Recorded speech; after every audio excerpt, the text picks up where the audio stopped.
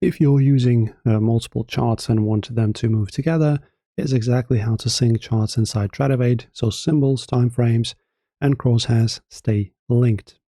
So first, open 2 or more charts from your chart panel. Arrange them however you want on your workspace. These are the charts you'll sync together. Then you can enable linking. So look at the top of each chart window. You'll see a small chain or link icon with a color label.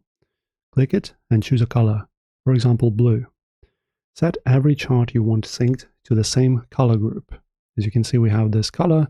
You choose it here, and now it will display here as the one you've chosen. Now when you change symbol or time frame on one chart, all charts with that color update automatically. And they can sync symbols, time frames, crosshair movement, and drawing focus. This makes multi-time frame analysis much faster.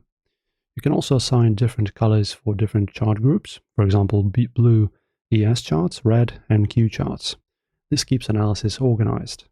So this is your guide on how to sync charts in Tradovate. Open charts, assign link colors, match groups, and your charts move together instantly. Enjoy the guide and don't forget to like and subscribe.